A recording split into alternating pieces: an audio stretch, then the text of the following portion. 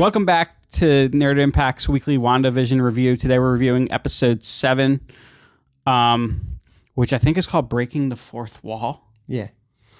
That obviously has some implications to it. They're talking to the camera. Yeah. I know, but also the idea Monica literally comes through the fourth wall. That's true. She comes from the real world into this television world. She did break the fourth wall. Or did the fourth wall break her? No, it didn't break her. It just transforms her. Yeah, so there's a lot to get into in this episode. First thing that I want to talk about is, was it Major Goodner? Goodner, yeah. What a letdown. Now, I don't know nothing about the actress or whatever, and maybe she'll turn out to be a great character, but they played it up so much to be like this big reveal. So we finally get to see Monica and Wu get to this person that they're talking about. Maybe it's not the person that she was talking about, but she gets to the vehicle and it's being presented by it was Major Goodner. Yeah, somebody from Air the Air Force named Goodner, and it wasn't Reed Richards, wasn't Blue Marvel, wasn't Justin Hammer, wasn't anybody that anybody thought it could be. No, wasn't anybody from the comics period. Nope. But we still don't know who made the right. We did rover. Talk about that. Maybe she's not the aerospace engineer. No, I don't think she is. I think she just brought the rover for her. But the rover, to me, looked like it was developed by Reed Richards. Well, even more so, the suit looks like an iteration of the suit that we've seen over and over and over again in the Fantastic Four. Yeah. So, if she's not supposed to be the aerospace engineer, if it's still a character they're keeping from us, I'm going to say after seeing the suit, after seeing the rover, and them saying that this is a Mars rover or a space exploration rover or whatever they said, the engineer has to be Reed Richards. I think so. But it doesn't work. Nope. So Monica drives or attempts to drive through the wall, and it pushes the rover back, and as she jumps out of it, it kind of like eats half of the rover and then spits it out.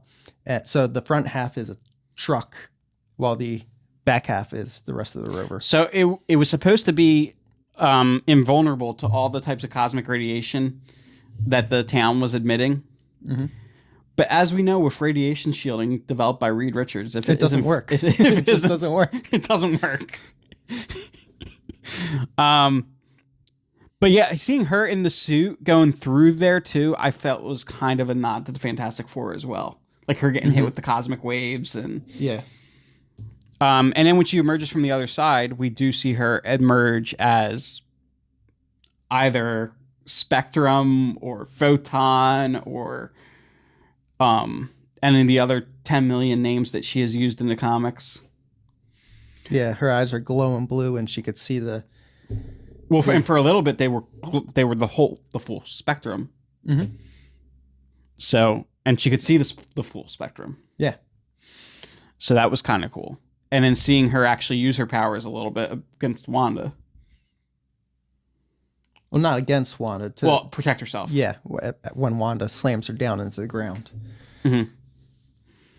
But we also we see Vision wake up. He's back in the field, and he's trying to make his way back to Wanda. Who it seems strange to me that she saved him by standing in the field and then didn't bother to go retrieve him. Well, you know, couple issues. Yeah, but he almost died. Couple issues. She was still probably mad, but just happy that he was alive. Mm. But yeah. So, and Vision, meets up with Darcy. So he finds her at the The carnival. The carnival, and she's supposed to be an escape artist. And he tricks her into turning around so that he can wake her up, and then they go together to go find Wanda. But it appears that Wanda is like putting obstacles in their way because she's probably still mad at Vision, like I was saying, couple issues. Mm-hmm.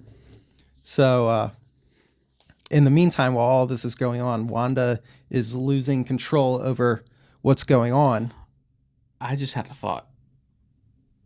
It wasn't Wanda putting those obstacles in his way. Probably Agatha. It is Agatha, because she asks where he is and seemed kind of upset when he wasn't home yet. And she said, well, if he wants to be here, he'll be here. She wasn't the one. Oh, yeah, you're right. Yeah. It was Agatha. So Agatha's most likely making these obstacles, trying to keep her and Vision apart. Or at least keep Wanda in her clutches. Mm-hmm. Now, there's a lot of reveals in this episode. The first biggest... Well, let's not get there quite yet. The first thing I thought was a little creepy, and I was wondering, could that be Mephisto? Because it sounded like a male's voice. So this episode is done like either The Office or Modern Family. Mm-hmm. And all the characters are sitting talking to the camera. Well, whoever's behind the camera talks back to Wanda. But it was a male's voice. So I was like, is that Mephisto? At first. Yeah, I didn't question that. It could have been, yeah. If he's the one controlling everything, it makes sense that he would be behind the camera. But we did see then who was behind the camera. That was just in her intro. Like you said. I think that was more... Okay. Like I said, like maybe it's more metaphorical. Yeah. Yeah, that could be. Kind of like the thing with Pietro. Yeah. So I think we skipped ahead a little bit. Let's backtrack. Okay, so Agatha comes over when Wanda's like down and offers to take the kids. Yeah, Wanda's, on edge. Things around her are changing between the realities or different timelines. Mm-hmm. And what happens, Nick, when they get back to the house? When who gets back to the house? When they get back to Agatha. Well, Agnes. Sorry, Agnes. We keep saying Agatha. My bad. So Agnes takes Billy and Tommy for Wanda to relieve her of her stress, give her some alone time. And when Monica shows up at Wanda's and they get in that fight or argument, Agnes intervenes and takes Wanda back to her house. Mm-hmm. But when she gets there, the children are missing. Now, Agnes says maybe they're in the basement playing, and Wanda goes to check on them, and it looks like, I don't know, looks like some sort of hell or passage to hell. Mm-hmm. So that could be, it could be tied into Mephisto that way. Or there was different corridors. It could be a gateway to somewhere else or multiple gateways to other places. Like a nexus. So, to the big reveal, in this commercial, or the commercial during this episode, there's a girl who's depressed, the same girl that we see in the other commercials, and she's taking this new medication called Nexus. And it's to escape reality, or to, how did they put it, to see others, or... Oh, to... go to like any reality of your choosing or something like that. Yeah. So in the comics, the Nexus is this, it's like a crossroads between all the different realities. So that's where I believe maybe Wanda might have cracked the seam in this world with her powers. Or Agatha, through manipulating Wanda. Or whatever, and then that's how the Nexus comes into this world, or appears in this world. And maybe the whole reason she's doing it is to release Mephisto. Maybe that's his way in, through the Nexus. Because, hell isn't on the same plane as Earth. Yeah, and we do see a lot of satanic symbols in the basement, like the goat skull and stuff like that. Yeah. There are some symbols above the corridors. I'm not sure if you noticed. There was different symbols above two different corridors. I wonder if they have certain meanings. Mm-hmm. I didn't look into that. Neither did I. But then there's a thing with Pietro. So after Agnes reveals that she's Agatha, another witch in Westview, it shows her manipulating things from the very beginning, the very first episode. And it shows her playing with Pietro's body when he knocks on Wanda and Vision's door. Yeah. But then there's also the post credit scene with Pietro. I didn't see that. You didn't? No. Okay, you can talk about that. Okay, so Monica then comes over to Agatha's house looking for Wanda and goes to open the cellar door, and she sees the roots and all, and she can see the like Agatha's energy, the purple energy on the roots. But then Pietro comes up behind her, and that's where it ends.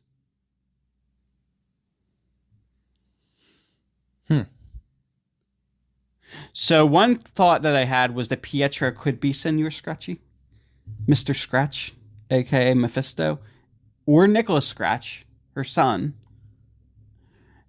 and that the rabbit could also be Pietro, but the rabbit's been in it since the second episode, and there was a breach, like something else was brought in when Pietro first showed up.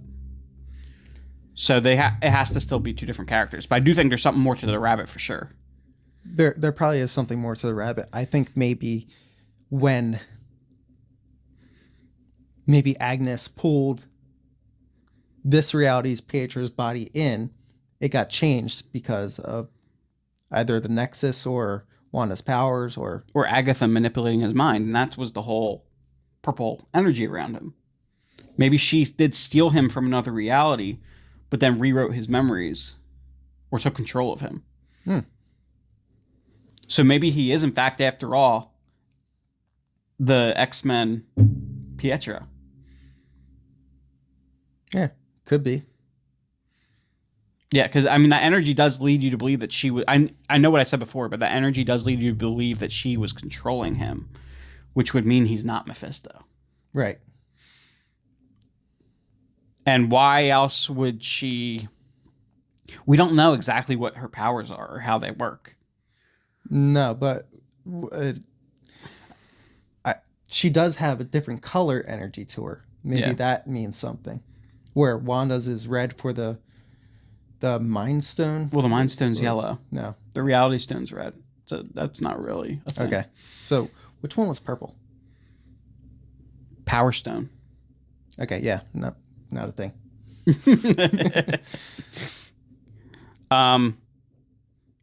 So there was that as well with the so something's going on Pietro. Either he's being controlled, or maybe he still is either Nicholas Scratch, her son, or Papa Scratch, Mr. Scratch, Mephisto. Yeah, the whole thing with her controlling him at the door could have just been a metaphor for her manipulating. So now know, though, she's snacking on Yo Magic. Yeah, she is snacking on Yo Magic, or Mephisto's snacking on Yo Magic. But the kids are gone, and I nearly had a heart attack when she went in the basement and they weren't there. You think either her or Mephisto have already absorbed the kids? I think they might have already absorbed them. Or they have them locked up and they're going to absorb them. So that for those that don't know, the whole reason that Wanda was manipulated into having her kid or creating her kids in the first place in the comics was so that Mephisto could absorb her power from them. Like they were created using, like, I think portions of Mephisto's own life force. Yeah. So that he could then later absorb them after they had taken on Wanda's magic. Yeah. It's definitely gonna go down that path. So I think this whole idea that Hayward is the villain, I don't think that's the case. No, he's just a douche. Just a douche. And Monica Rambeau, I do think this is also gonna. I mean, I think we know for a fact that she's showing up in the Captain Marvel too. So I can't wait to see which of her 27 million names she adapts. She could even, in the comics for a while, she was Captain Marvel, and was also Miss Marvel. I mean, she could be Captain Marvel because in this episode they actually tell you her rank is Captain. They may have even said that before. I don't remember, but her rank is Captain. She could be taking the place as Captain Marvel on Earth, while the other Captain Marvel is out doing other things in the universe. So, Nick, I want to run something else by you, and I'll show you the video so that you, for frame of reference, after this. But something else was So I was watching another show, another YouTube channel, and one of the viewers in the chat, brought up that at the end of Spider-Man 3, which is 7 months after the snap, this is only 3 weeks, but at the end of Spider-Man 3, I mean, like you said, Spider-Man 3, Spider-Man Far From Home, Talos, when he's on the phone with Nick Fury, tells him, everybody kept asking me about where the Avengers are, and I didn't know what to say.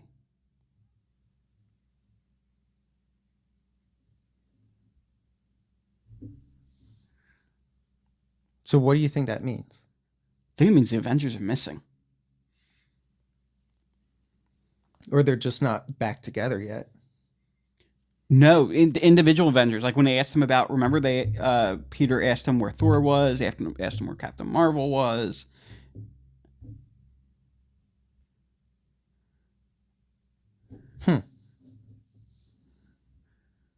That is interesting. That's something to look into. So it's possible sometime within those 7 months, might be related to the show, might be related to one of the other things coming out. But why would they purposely set Spider-Man 7 months out unless there was some other stuff that had to happen in that time frame?